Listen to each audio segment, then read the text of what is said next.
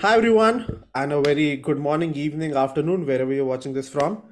Welcome to the first episode of Web3 and Chill. What we're going to do, we're going to talk about Web3 in a very informal way with a lot of our guests, try and understand what they're doing, where the space is headed, how you can pitch in, and a lot of cool things as well. So today it's me, Ayush, who's into product and a Web3 enthusiast. And then we have Vishal. Hey everyone, this is Vishal. I hope you remember me from our YouTube channel. I'm still exploring the world of Web3 and Metaverse and equally excited. And the whole reason we are calling this Web3 and Chill is because we did not find a good name to name this podcast, and calling it the Web3 podcast was too vanilla. And so, yeah, if you have some creative name, please do drop that in the comment section. And thank you so much, Marco, for joining us Our for guest agreeing to for this. tonight, Yeah. Marco. Thank you so much, guys, for inviting me. But if you told me the Web3 and chill, I would have prepared my gin tonic with me. So it's Friday evening here. So and for night for you. So definitely we need to take a spritz or something else next time. Definitely, we need a drink because all of us are spending a Friday evening recording a podcast. I do not know if it is sad or what.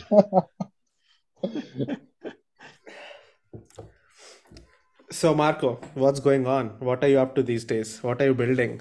Oh, it's quite a crazy period of time, right? I think if I think about it, 2022 was a little bit unexpected for Web3, right? A lot of us were expecting an incredible explosion, all upgoing, and so on and so forth.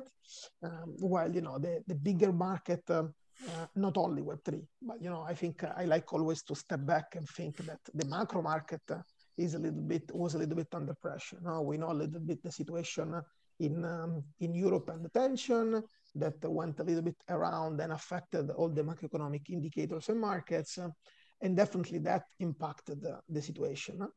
But what I wanted to, why I'm saying that with your question is because what I'm really proud is I see an industry that they keep building more than ever.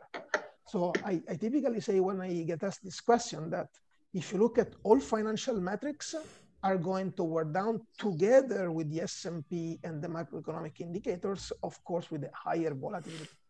But if you look at all the human capital indicators, the number of talents, the number of startups, accelerators, investments even that are coming to the space are definitely upward like never before. So this is fantastic. It gives a lot of confidence to builders like me, and in the case of this podcast and others like you, to continue on our journey together. I think there are if I need to say on stay not on the financial side, but on the human capital side and the creator side, there are more and more industries that are developing. I think that 2021 was the year of crypto art or digital art, Yeah, and yeah, the year of your collectibles. cyberpunks. Yeah, exactly. And the year of Yeah. collectibles.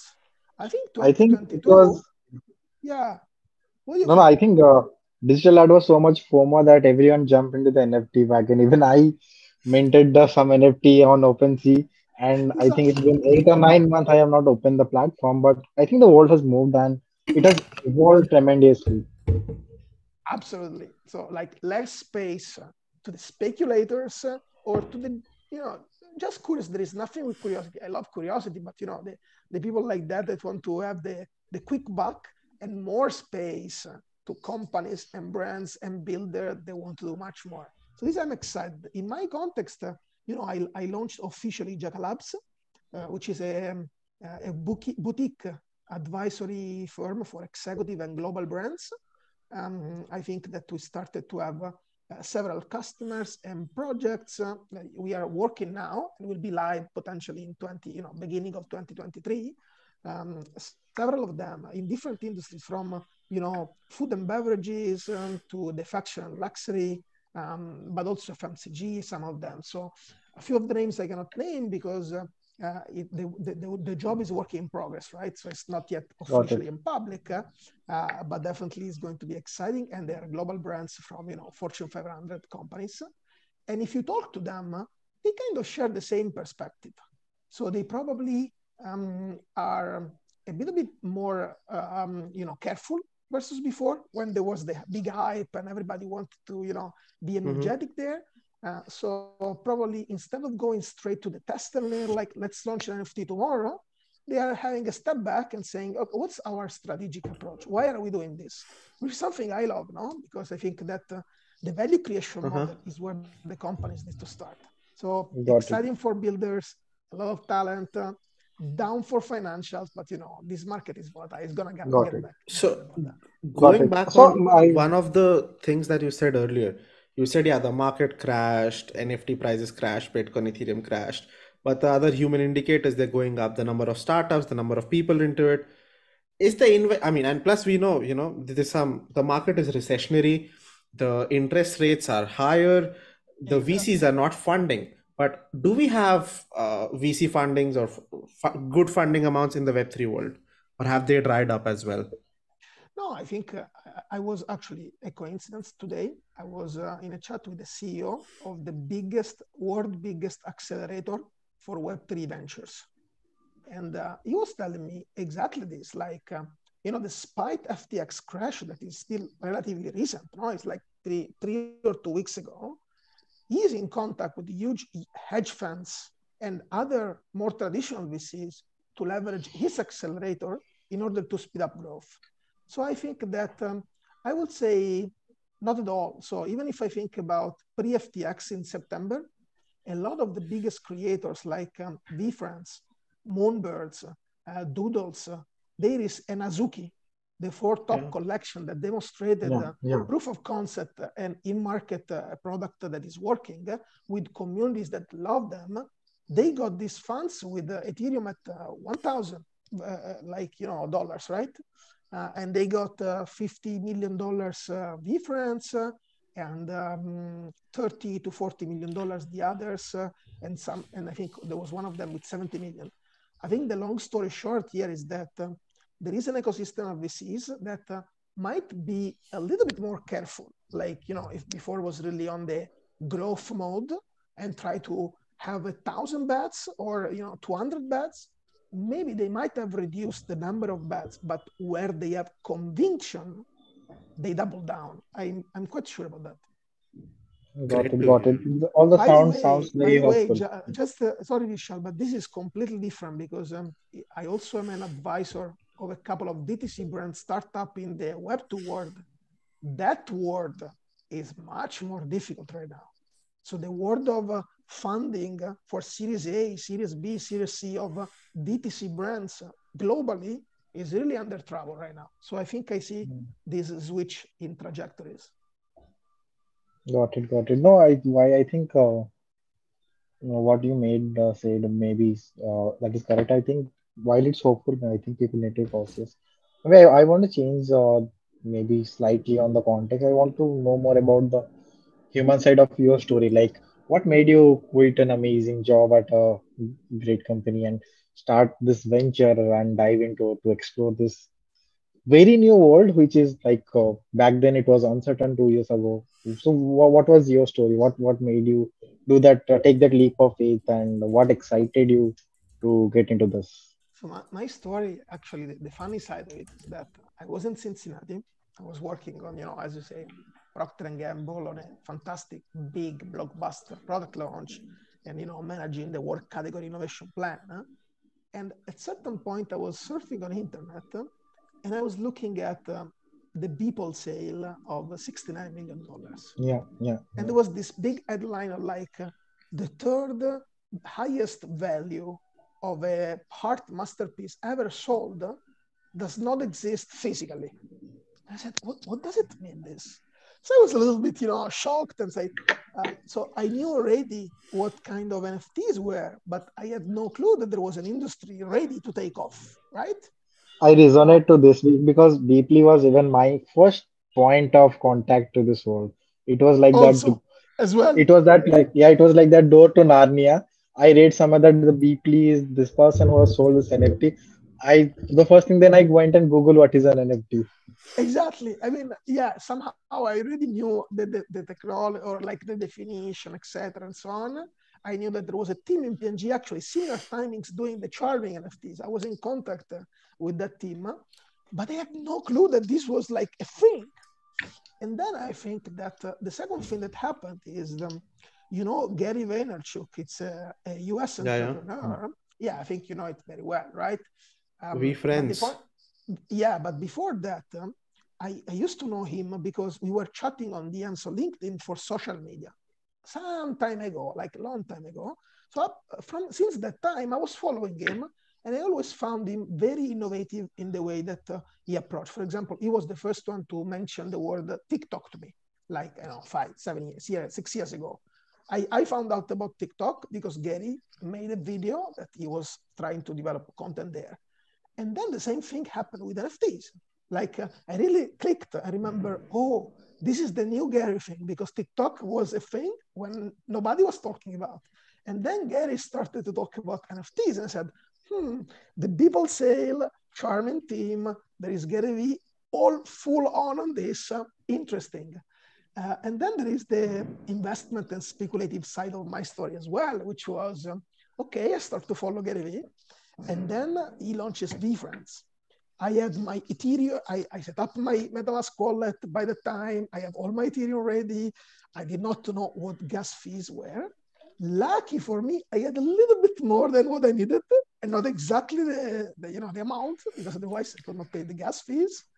And then, I start that. I see the creativity of the NFT, and I said, what is this? These are, like doodles. Because, he did the NFTs by hand. So he was drawing them. He did not like have this, 3D artist, top notch, like we are used today, I said, but these are not really beautiful. But then I said, okay, there is a story behind. It's like Walt Disney by hand doing Mickey Mouse, things like that. I purchased 2 of them. One, I said, this I'm gonna gift it to my son when he's 18 years old, because he was a lion, and my son name is Leo, which is a little bit lion. So there was a connection there. So okay, worst case, I wasted this money, but I'm gonna give it to my son at 18 years old. Let's see if he will be happy, or he will tell me, Dad, I want a Porsche or something like this. Let's see who's gonna be worth more. Hopefully that NFT will come with a utility with our powers. Exactly. I hope that in 18 years, VFriends will be worth more. Otherwise, he will get after me like tomorrow. And then, the other one, after 3 days or 4 days, there is a guy writing to me on Discord, this other social network that I didn't know before. But what the fuck? Why do we need another social network? I go there, and this guy writes to me, I'm going to offer you $15,000 for this doodle of a dog of Gary V. And I said, okay, I paid for it 1.5 or $2,000. So it said, oh, wow, this is times 7 in 5 days? There is something wrong. So at the beginning, I thought it was a scammer. I said, okay, this guy is trying to steal my money. I need to do something, like I don't engage. But then he said, okay, you know what? He told me, you know what? I send you the money first, and then you send me the token after. I said, okay, this is weird, right? So how can a scammer send me the money first and then steal the money? So we did that. He sent me the $15,000, and I sent the NFT, and he was done. It was not a scammer. It was real. Like, he loved that character that was in a high rarity, and that was. And I said, okay, wow. So there is a person that, not a speculative way, but because he really cared about that character and believed in the vision, that wanted to do that. And I checked recently, after a year and a half, that same wallet still contains that NFT. So it was not really to buy and resell it. It was really because it was in love with that kind of collectible, right? Yeah, that story.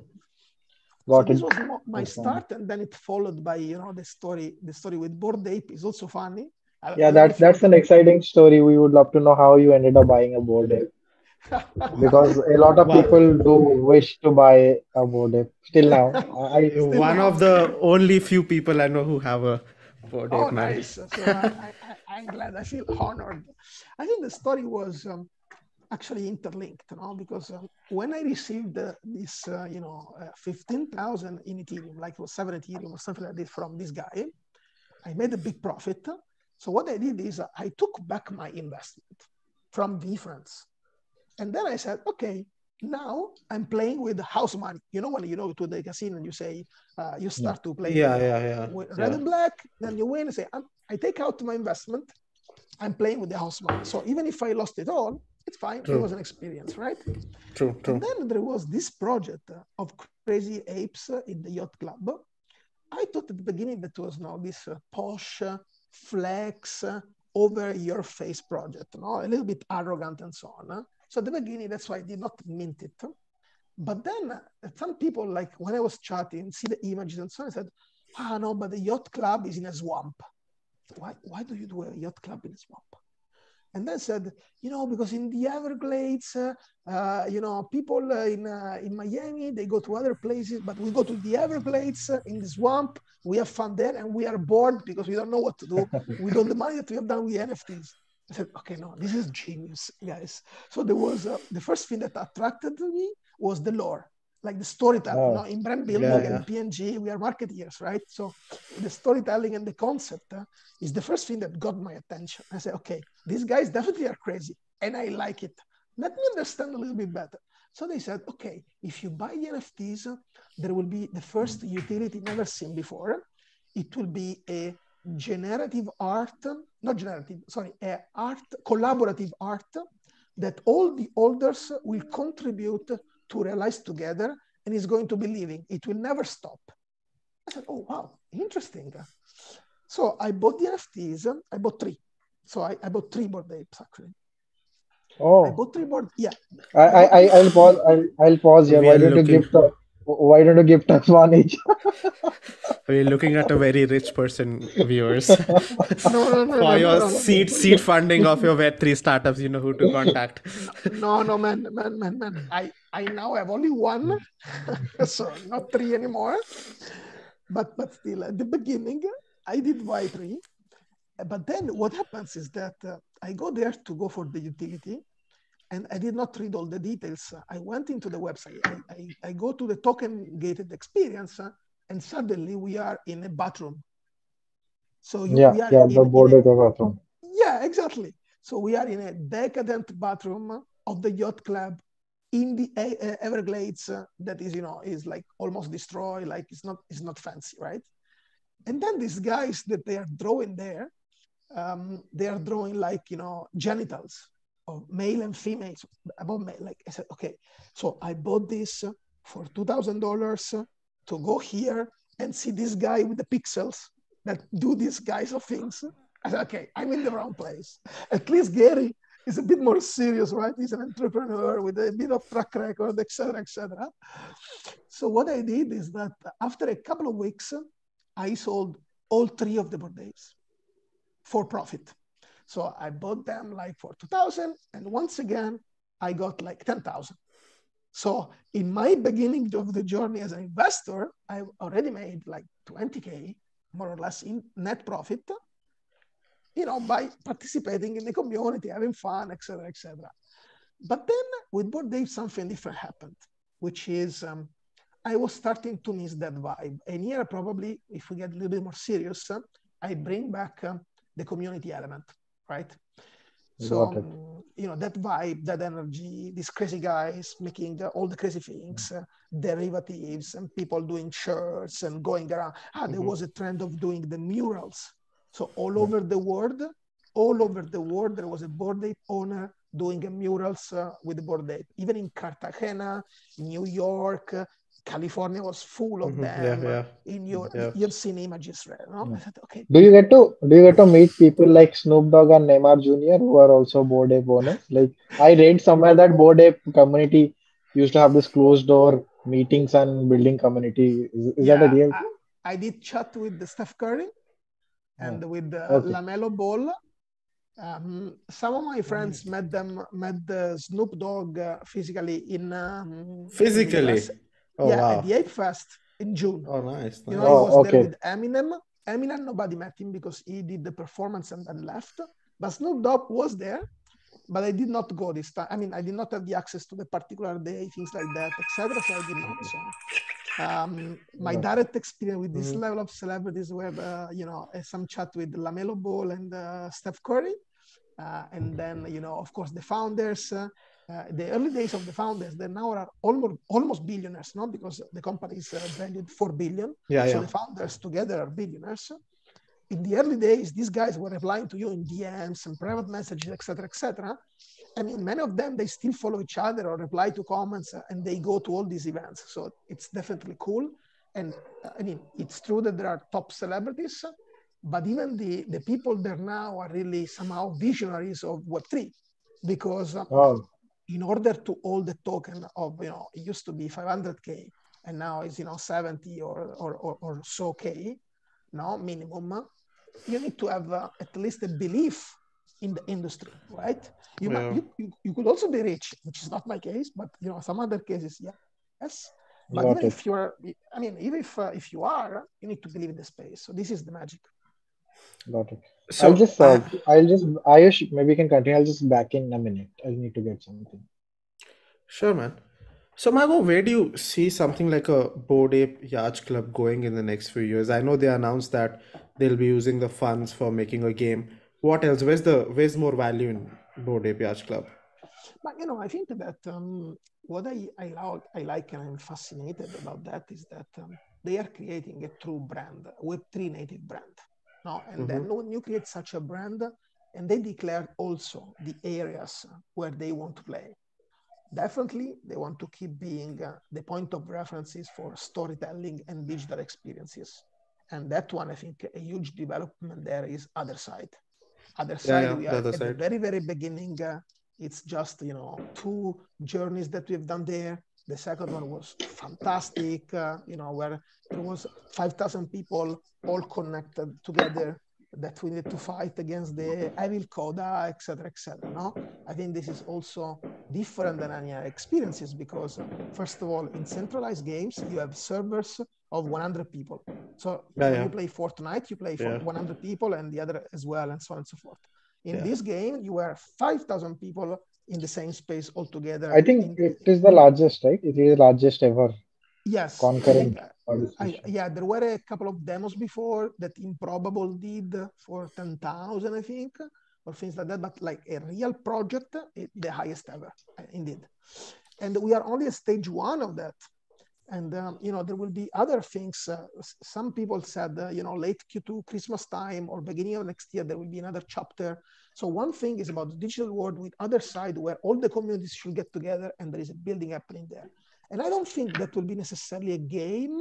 I think it would be a storytelling with live experiences all together kind of thing. And Mm-hmm. like, if you want like an immersive social network, if you really want. With some gamified experiences, but it's not the central. It's not like the sandbox. I think these guys Mhm. knew about those words and built it differently on purpose. So this is my take on that. And then there is the streetwear part. So they want to become a true lifestyle brand, right? So I think that that part has a lot of opportunities because right now Yeah, already the merchandising is sought after like Supreme. So yeah, yeah, my original number one original hoodie, black with a Bored Ape, if I would sell it, it would be several thousands, not even one, right? And they keep the scarcity and they are creative. I think they need to ramp up the quality and start to have even better partnerships. Once But they I do want that, to understand. Yeah, no, please continue. Please continue, no, no, continue. no. I was saying that this is the streetwear part. Then there is the part of the festival. I don't know if you followed, but their vision, I think they will do it. It's not announced, but the rumor says they want to make Ape Fest like the next modern Coachella of this world, kind of Ah, okay, thing, right? So they want to got it. open up for non-holders and give VIP treatment or okay. fantastic perks to holders. And I think this is the way to go. So in this way, you create a real brand and mass market adoption, right? So I would Yeah, not be yeah, surprised if 2023 will be already an open event with fantastic perks for holders that will feel special Got and it. so on. Then they announced the clubhouse in Miami, right? As Ah, part of the roadmap. I mean, they did not share the details, but part of the roadmap is that they are going to open an in real life clubhouse in Miami. So this is also part of how you create the lifestyle brand, no? That is not only staying on the digital world, but it commutes the two aspects. And I think it's very, very powerful. And then you have also a gaming leg, but for me, the gaming leg is really on 3-4 years ahead. No? To realize a AAA game, you need 3+ years, unless you have a partner or things like this. They are working. They will do it. They will be doing it. But I think in the short term, people will appreciate all these other steps ahead. I want to understand how the ownership works. Like, so if I am owning a board ape, how do I monetize that? Yeah, I think you're right, Vishal. I did not cover that, but the IP part is a fantastic opportunity. I'm thinking about exploring that as well. So aside as a Giacalabs, I'm trying to understand how I can create also a bit of following on Twitter and TikTok. I have 26,000 on Twitter. I have 84,000 on TikTok. And I would like to start bringing alive that character. So far, people are creating brands like there is Ape Water, there is Boring Coffee, Bored Breakfast Club, Bored and Hungry. The other day, they launched Bored Taco. So they are a Happy Dad, because like a big influencer and content creator in the US, it's called Full Send. They launched a time ago a beer that is called Happy Dad. And now there is a banana flavor that is a Bored Ape in the can, and people love it, right? So I think that there is here is the concept of a decentralized brand. So I think that this is the powerful thing, where you have a central creator that is moving the IP to make it desirable with incredible investments like $450 million from VC plus others, et cetera. And then you have the satellite of your digital entrepreneurs that continue to build on the IP to make it successful. I think this combo is what makes it unique. So I have a follow-up question. When you talk about... I have one more. Hey Ayush, can I go? I have just very conflicting idea to Marco. I wanted to go. So Marco, great idea, but how do you manage conflict of interest? Suppose you are a board app Yacht Club owner, I am a owner, you are in Miami, I am in Miami. You want to open, let's say, a hoodie shop of board app. I want to do the same idea. How do you manage that? Because the conflict of interest between two owners under the same brand. No, the Bored Ape is different. So I think you don't need to manage that. So like your Bored Ape is unique. And definitely and you own the IP of that Bored Ape. You own the IP. You cannot go ahead, Vishal. No, but for the mass consumer, it's Bored Ape, right? They understand it's I mean, for them at this moment in 2022, it is slightly difficult for them to differentiate between the 100 different Bored Ape. So how do we bring that in front of them from a brand perspective? No, I think that it is true that it takes a lot of courage from the Bored Ape, because if somebody fucks up, your big brand could be affected. On the other side, everyone is creating for you. And people that do investment on these things, they want to make it successful. They are typically people that can afford an NFT of $78,000, $8,000. So it means that they somehow have some kind of skills in that, otherwise they wouldn't do it and waste it, et cetera. So up until today, which is already more than a year and a half, all these initiatives were either successful or not harming. So you see only the positive and not the negative. Is there are two competing, it's two experiences for consumers. Maybe one consumer will like one more than the others. And with time, consumer, I understand with you, I agree with you, in 2022 is different. But with time, consumer will understand the fact that it's a community initiative versus the main brand. Because when you use, and then maybe I cover also Aayush's question, when you use a venture with your Bored Ape, you cannot use the main logo and the main Bored Ape Yacht Club. So there are a few executional identity part of the brand equity of the broader Bored Ape that you cannot use. You can only use your Bored Ape, and you can write Bored Ape hashtag with the number of your Bored Ape. So also the fact that you write Bored Ape with the hashtag and the number signifies that it's a specific one, no? And you don't portray more than one, you don't have the logo. So you create this distinction in this way. In the world of Web3, everybody knows about it. In the world of normal consumer, I agree with you. They might be, a confusion. No, I think maybe that understanding will come with the time. I want to draw a parallel, which is not exactly the same. In Fortnite, I have two different Batman skins. Two are different from each other. Both are Batman, but two are different. Someone for someone it would be a Batman, but I know the difference, so I have paid for both of them. So I think maybe with time of utilization or like that will come into picture. Like I think with time that should be gone. Agree with you. So with time, it will be. So I think the only risk here is whether some of these people will really do something bad that could harm their reputation. Like imagine that, I don't know, somebody dies because drink coffee that was polluted. I don't know what that, like big things like this, no? I think in these cases, you can take the risk that the total brand will be affected. But in other They they cases, they need to have a brand safety team. exactly. I think that, they now have a staff already for regulators.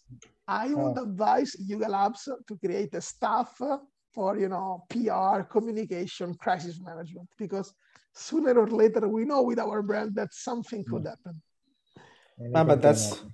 for somebody who's not from branding or marketing, this is extremely interesting to hear the concept of a decentralized brand with more satellite communities building stuff. That's crazy. Let's see I think it's where all crazy, of this even for goes. brand builders. When I tell it to my friends, they say, "Oh no, oh my God, how is it possible? They really made them use that?" I said, "Oh yeah, as you say, so it's a new concept." I think potentially for people like us that believe in this trend, this is the next disruption for DTC brands or big brands, like community-owned brands. There is already one company, I think it's called. I will try to look for it as we speak, but they are trying to create FMCG brands decentralized with a DAO. And they wanted to start with chocolate. I feel it's called, I will tell you in a second. Let's go ahead and I will tell you about it. That's a great concept. Yeah, imagine that you contribute to create a chocolate brand and a part of the revenues goes to you. Wow. Because you have the token part of not the part of the equity, still for now, no. This happened. What Mondelez did in India was they launched a website where people can come and give a recipe to create a customized Cadbury, and Really? they ran a competition, and I think three or four flavor won. They put that in the market, and these people who have contributed to the recipe, I think they got some gift or something. But Yeah, the this idea is is already, getting revenue is huge, right? It will Crazy. be huge. Yeah. yeah, this is already fantastic what they have done, no? Imagine that you can get part of the revenue because you contribute to that, and maybe because also you invest. So it's called GMGN Supply Co. I will put the link in the chat if you guys want.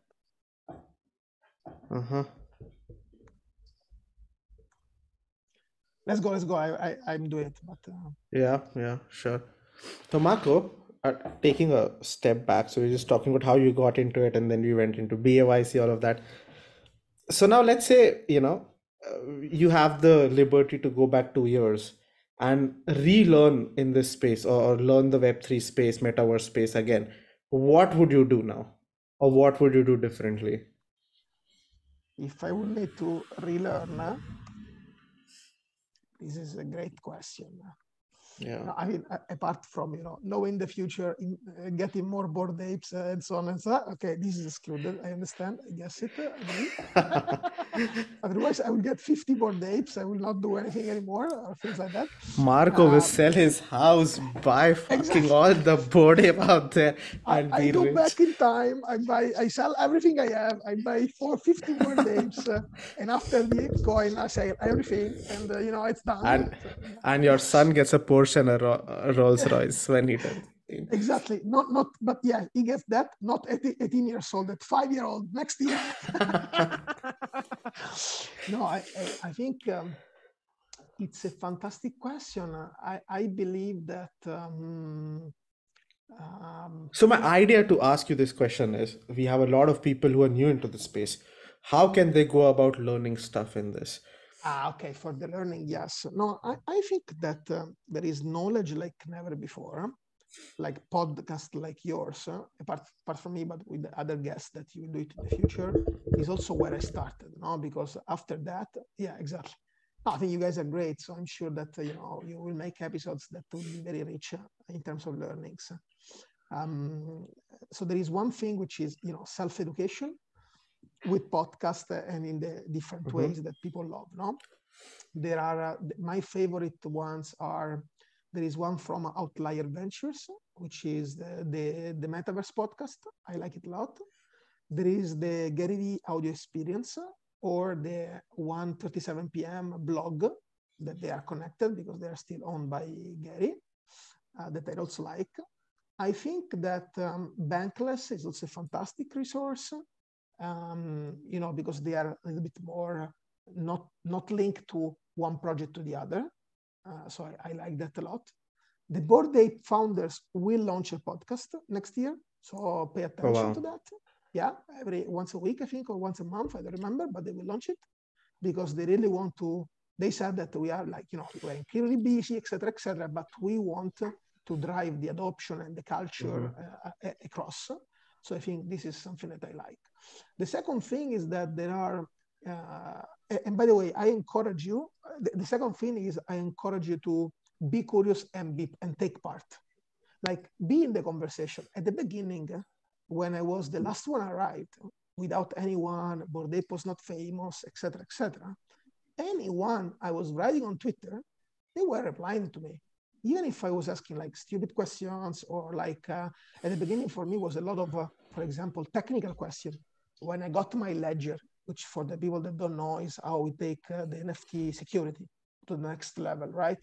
At the beginning, I had some problems and I was very scared that I was losing the NFT. And I was asking to community members, can you help me? And they were like, yeah, let's immediately, what do you need to do? Try this, try that. Like there is a lot of, we call it WAGMI spirit, we all gonna make it. It's not about money or financially. It's about we want this space to thrive. And in order to want to space to thrive, we need to share knowledge and help each other.